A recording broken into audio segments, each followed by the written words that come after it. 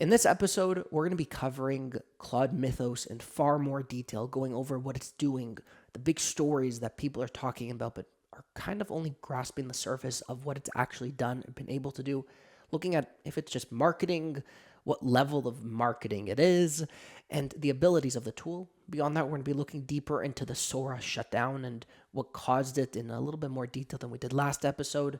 Beyond that, we're going to be talking about AI scams, which aren't getting nearly enough coverage as they should, that are causing billions, and I'm talking about billions of dollars of losses that have never been seen before. Now, before we can touch on that, you'll probably notice I'm recording this episode by myself. I'm not here with my amazing father. Now, he is still with us in terms of his spirit. That's saying he hasn't died, but this episode is being filmed alone. Now, next episode, he does have a really interesting topic to bring, but definitely worth waiting for that. But in the meantime, I'm here by myself. So, firstly, on Claude Mythos. Last episode, we did talk about Claude Mythos a little bit. We did just kind of scratch the surface of the tool, as the news on it literally had come out basically a day before.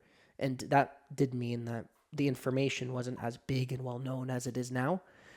As, again, now everything is coming out as we speak. More people are covering it, but we were one of the first to cover it, and therefore we didn't understand the magnitude of what we were covering. And I wanted to almost remedy that by going into more detail about it. So that said, let's talk about Claude Mythos. So for those who are completely new to the idea, Claude Mythos is another type of Claude model or anthropic model. So I have Claude Opus, and you have the different types of models. So Mythos was supposed to be another version, and Claude's or Anthropic's most ambitious and strongest model, which it did end up being. But it also led to it being in headlines for the wrong reasons too, and we're going to be going over those in a moment. But Claude Mythos as a tool, Anthropic was developing and working on, and they trained it on lots of data just like everything else. And they wanted it to be great at coding and writing and all the other things, but it ended up being really good at one thing and one thing in particular, which is cybersecurity, finding vulnerabilities and exploits, which for those who don't understand, it basically got good at hacking. Now, the magnitude of that may not sound like a big deal or maybe sounds like a huge deal, but it gets really big once you realize the magnitude of it. Now, on the screen right now, I hope we're going to have a chart basically representing different models of Claude, showing their ability to find vulnerabilities in software and then exploit them. So be able to first find the vulnerabilities, and we'll talk a little bit more about what that means, and then be able to exploit it. And you'll see this marginal jump between the different Opus models, or if I'm remembering correctly, it's the two Opus models. But then you see this massive jump to the new Mythos model, or at least what's being reported, which is orders of magnitude more. Now, we're going to be going over what that actually means in a little bit, but I want to give you an idea of what Claude Mythos was able to do. Now, to kind of go over the idea of what you're actually looking at, first we need to understand a little bit about hacking. Now, without going into too much detail, there are something known as zero-day vulnerabilities. This is a term that's used to define a software vulnerability. So basically a hole in a software. So let's say we have a software like Google, where a vulnerability may be data leak, or it might be finding profile information, or it could be much simpler. But a vulnerability essentially is able to find something that isn't supposed to be found. Now, a zero-day vulnerability means nobody has found it before. So 0 day means 0 days since someone has found a vulnerability. Now, Claude Mythos managed to find vulnerabilities in softwares that were used by billions and billions of people, some of the most well-known tools known to date, in literally, hours, and for the cost of a coffee to a small meal. And these vulnerabilities, many of them have existed in these softwares for over 20 years. So to kind of give you an idea, each one of these companies or each one of these softwares, they hire teams of ethical hackers and cybersecurity experts to go into it and try to find these software vulnerabilities to make the tool safer. And Claude Mythos, within just maybe a few days to a few weeks of it being alive, it managed to find these softwares these vulnerabilities that have existed for decades, that humans have gone through good and like a strong effort to try to find, and they couldn't find it. And to give you a gauge of that, these aren't, no slouches. These are people that are the top of their industry, working for billion-dollar companies. So that said, Claude Mythos did it with no issue at all. Beyond that, it was able to not only find the vulnerabilities, but actually create exploits. So actually be able to create essentially a virus, or be able to direct someone with no experience in hacking how to actually go in and take advantage of this vulnerability. To give you a super basic example with no ethical ramifications behind it, is let's say I wanted to change the color of the Google logo across all Google sites, and I want to change it from, like, let's say, to pink. So, and Mythos would need to be able to find and look at the Google code and be able to figure out how to find that vulnerability, and then essentially be able to dictate to me and then create something to be able to have me as a non-expert be able to go in and change it to pink. And it was able to do that with many very well-known softwares from very, very big companies. Now, that is just scratching the surface of Claude Mythos, and this is going into now why I believe it is not available to the public, and we'll be going over a few reasons why at least the public is saying they don't think it's available. So firstly, Claude Mythos was then being put to try to see its ability to find vulnerabilities. It was put in something called a sandbox.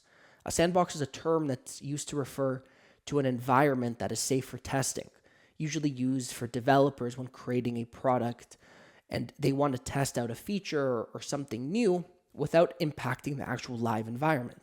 So a sandbox will not be impacting anything on the live site. So Claude Mythos was used and put into a sandbox, and it was instructed to leave the sandbox. So try to find a way to get out.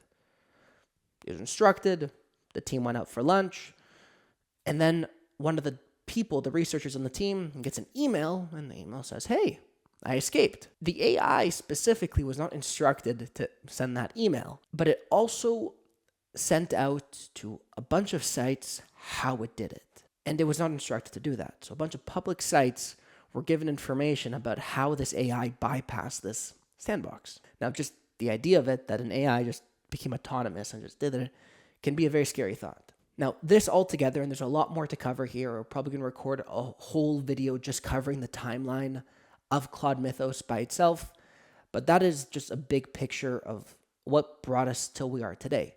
And that said, Claude Mythos and Anthropic, they also had another leak of their code base, and there's a bunch of stuff that happened with Anthropic in the background. We will be covering it individually because it is juicy, to say the least. Now, how does that bring us to where we are today?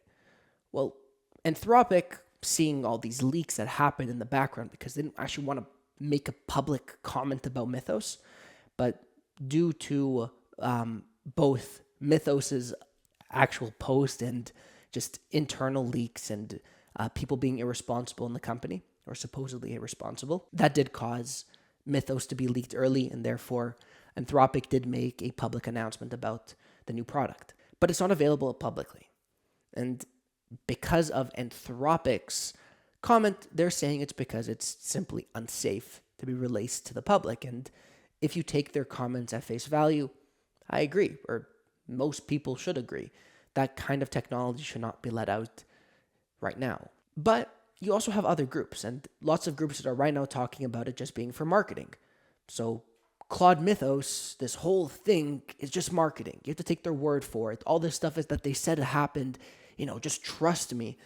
And there's an argument for that. And, as far as maybe 2 weeks ago, if you told me that, I would have said, yeah, probably. Because it's a great look for Anthropic. They created a model so good, it's able to bypass decades of some of the smartest minds in technology all working together and bypass it for, again, the price of a coffee. But where others now kind of come with another perspective is Project Glassware or something like that. I'll correct it on the screen later on. But I think, Project Glasswing, sorry. Where Project Glasswing is Anthropic's basically reaction to it. where now what they're trying to do is they're actually connecting with a lot of the other major players in both AI and technology, and they're basically sharing their findings. They're sharing Mythos in a way by basically saying, look, we know this technology is going to come out, and we know that we are going to eventually get there, and you will too, because we got there. And we know this can be unsafe, especially if some of our maybe foreign enemies that aren't such big fans of us, and this could be applied in some kind of cyber attack.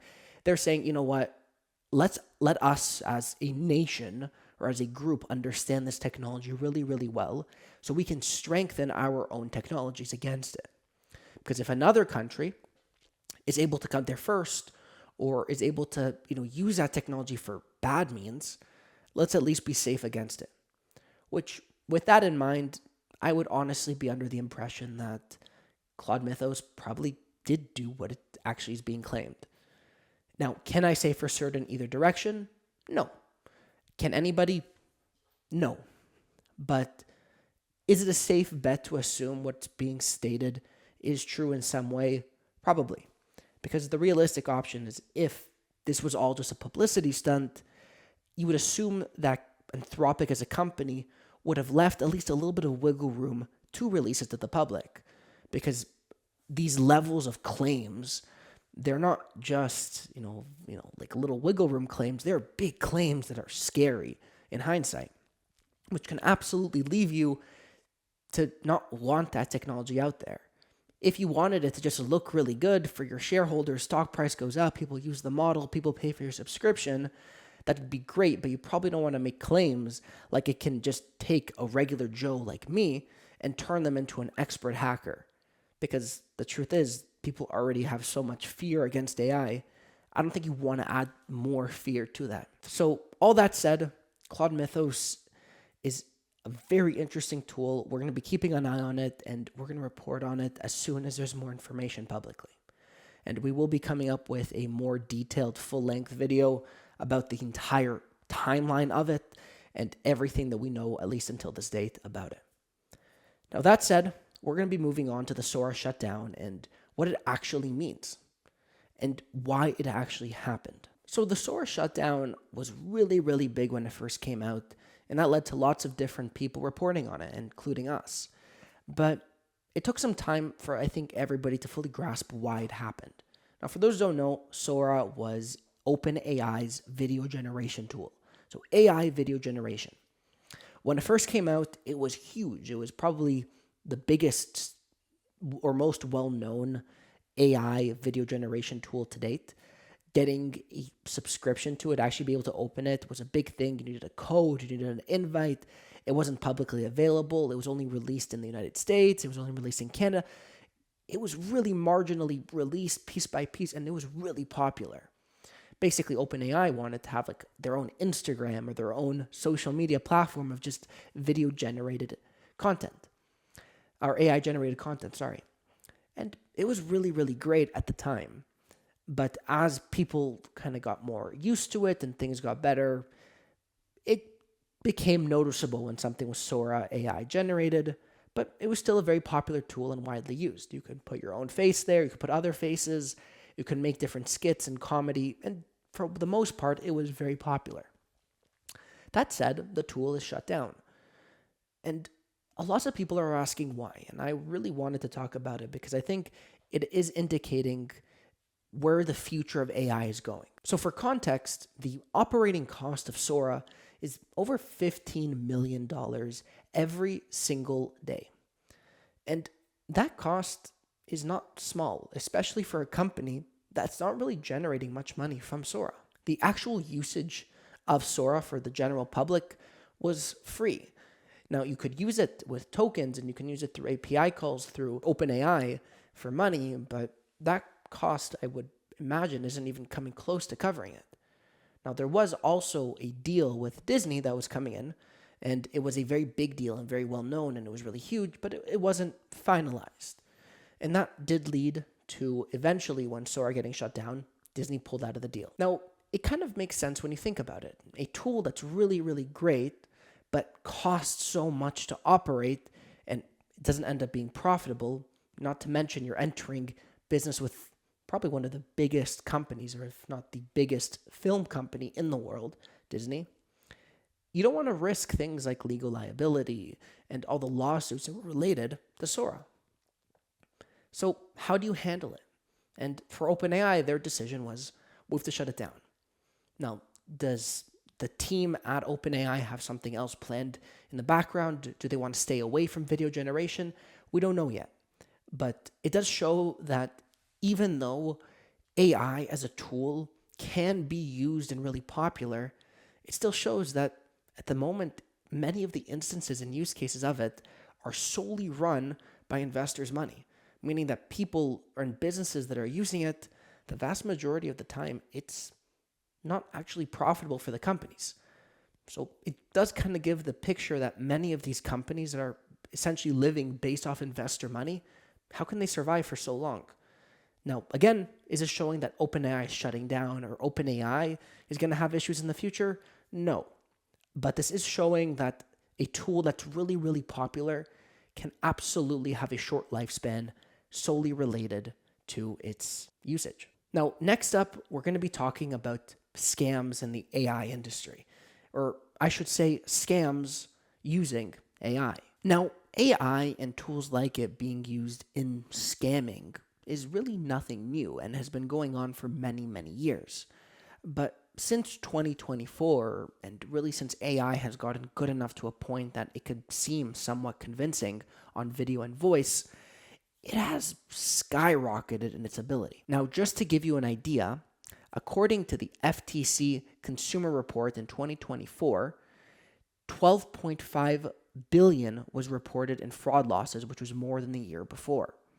Beyond that, fraud reports that actually involved loss of money jumped from 27 to 38%. Beyond that, Interpol's 2026 Global Fraud Assessment says that AI-enhanced fraud has allowed frauds to be more profitable and scams to be more efficient and effective and affect more people. Now, I cannot even scratch the surface of all the different scams that are out there, but I will be going over the two most common types. So specifically, there is the voice cloning scam. This is where a group, usually an organized group, they will find a way to clone your voice. Now, if this sounds like a complicated thing, it's really not. Cloning someone's voice these days is as simple as having someone on YouTube like me finding 20, 30 minutes worth of audio recording, and you plug it into a software. You could use almost any software. Even 11 Labs, a very widely used consumer platform, allows you to clone a voice. Now, what these scammers are doing, they're cloning a voice, and through the cloning process, they are actually calling family members of the individual that was cloned and saying things like on the phone, or they're actually sending them a video or a voice note, things like it, where they say, hey, I'm trapped in this country, somewhere foreign in the world. I'm stuck. I lost my money. I lost my passport. I really need to get home. Someone's hunting me. Someone's coming after me. I'm really scared. Can you please just send me $100 so I can get a flight back? Or can you send me 500 or 1,000? Now, these voice notes are sent towards usually the elderly, so older people, and sometimes just a bunch of people all at the same time. Now, that actually has led to a rise in those scams. Because if you care about your family member, are you really going to question the viability of them calling you and saying that they need you? Most people, they aren't thinking to just send a text to the actual phone number and confirm everything. But this is happening, and it's actually happened to a client of ours in a similar encounter, which we'll talk about in a second. But beyond voice notes, it's also worth having some kind of code phrase. So be able to actually communicate with your family members to say, hey, if you're ever actually in a real emergency, say this phrase. And that way we know it's actually you and it's real. We have it in our family. You should have it in yours, with your spouse, with your partner, with your kids. It's important. The second one is also now video cloning, so a deep fake, where it's same like the audio, but instead of that, you take pictures, and now with a single picture, you can deep fake someone. You record a video like I am now, and then you deep fake an image of another person, so let's say a family member of someone, onto the video of them speaking, And again, they could do it as like a hostage video. People take it to crazy places where they really take advantage of people's trust. And that has led to people receiving videos of family members that they think are in super compromising and bad positions. And it's also been used in other scams that I will not talk about just for the sake of decency. But I'm sure you can imagine the extent people will go to getting people uncomfortable and trying to get money out of their hands. And then there's also the third, and I'm going to say the bonus scam, if you want to call it a scam. This isn't even AI, but we wanted to include it in this video originally. It's domain fraud. This is where you're going to end up receiving an email from someone with a very similar domain to yours. So let's say you work at ABC, and the owner, his name is John. So you'll receive an email from John at abc.com saying, "Hey, Eli, we really, really need money. I'm trapped. I'm overseas, or a client just pulled out of a deal. You need to wire me $5,000 from the company account. I'll resolve it and we'll be okay." So now imagine John is the owner. I'm Eli. I'm the employee in the company. I work in accounting. Okay, well, John is sending me an email. I'll do what he says. Now, the scam is the domain itself isn't always what it seems. It's very easy, and there's many different characters on a keyboard that appear like a letter that's in English or in other languages. So what you have is these scammers that they basically find domains that look almost identical. So you almost can't tell just by looking that this isn't the same person. And that will lead to them sending emails to people in the company saying, "Hey, I really need money. I really need this." And in a business setting, this can be incredibly impactful. In our company, personally, we have detectors and fraud against it. So we have on our email system a way to detect those domains. So if you receive an email from a domain that's similar to ours and not following the actual characters, then you get notified and it actually becomes a security risk. But a client of ours, they actually went through this and they got scammed for over $10,000, and another one got scammed for over 50. It might sound like a joke, but if you're working in a company and you receive an email from someone or even a client and something is saying that it's really bad, it can become very believable very quickly. So that said, and it's probably a good transition topic, which is AI and regulation. Now, for a long time since AI came into the big picture, legislation and regulation around it have always been in the conversation. But it's at a point now where almost every major governing body across the world is coming up with some form of regulation around it. So, for example, the United States introduced a national AI policy framework and passed legislation requiring bias audits for AI systems used in important decisions, like hiring or lending. Beyond that, Europe already has many of those same strict types of regulations in place, preventing them from being able to be used in those types of environments. Now, where does this actually mean, or what does this mean for AI and the future of it? And could this mean people should feel better, should feel safer? And I think this is a double-edged sword. Because on one hand, yeah, regulation around any new technology is important. The same way when the internet first came into play, it could have been used, and to be fair, is still being used for nefarious purposes. But through regulation, it at least makes it harder. So what does that mean for AI? On one hand, I think regulation is important, and regulation will cause AI to be able to be used safer. And at some point, if it goes down this path, AI might actually be used in ways that will be preventable. So the government will actually impose regulations that will prevent AI from being used to replace people, which I'm honestly not against. But I do worry that too much regulation on AI would push us, or at least our economy, into a bad place, because businesses are all about efficiency and effectiveness. Now imagine when the internet came into place, government said, "Hey, look, you can't use the internet." Well, what have businesses have done? Would they have just listened?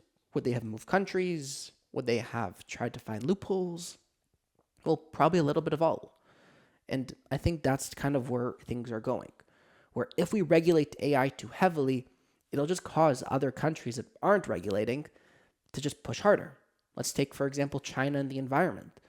In most Western countries like Canada, Europe, and Europe, the continent, and the United States, regulation around environment is very heavy. Take Canada specifically. But you have countries like China where the regulations are lax, to say the least, which causes China to be able to push much further and much faster than really any country in the West when it comes to large scale manufacturing. So, what does that mean for AI? Well, China's already a very strong player in AI, but they also don't have the same level of morals, per se, as many countries in the West. So, again, what does that mean for us? Should we regulate AI? Should we not? Well, personally, I believe in letting an economy run. And I think that means seeing where things go. And if at some point the government is needed to step in to make sure its people are protected, safe, and able to survive, then I think they should. But I think too much regulation around AI will just end up pushing us backwards. Now, I do want to see actually what you guys have to say about this because it is beyond complicated and there are literally thousands of ways, if not billions of ways, this whole thing can go. But as a whole, I think if we look historically at every major policy made on almost anything, you can't really regulate people to stopping things. Take prohibition, for example. People just find other ways to do it. Regulation is useful whenever you want to set the groundwork and the framework for how things should be. But that's where we have our morals and our values to keep us going. You can't force someone not to do illegal activities. You can make laws against it, but you teach people to be good people so they won't commit crimes. In my opinion, that's the way we do with AI too. You tell people, hey, look, you can end up doing whatever you want. It's a free country, but you shouldn't replace your staff with AI, and you shouldn't fire people with AI. You should try to reposition them. But everyone's their own person, and everyone should do whatever works best for them. Now, that said, AI is going in the future, and it's going to be pushing us in that direction. Should we fight against it? Should we resist it? I don't think so. I think we should embrace it as much as we can, while also maintaining our values. Now, that covers the majority of everything we want to cover in this video. All these topics are very big. It was new doing this video on my own. I'm usually used to having a partner to go back and forth with, so sorry if I was talking a little bit too much. Now, that said, I hope you guys did enjoy the video. If you made it towards the end, please like, subscribe, and click the bell notification to be notified of some of our next videos. Beyond that, thanks again for watching this video, and I hope to see you in the next one.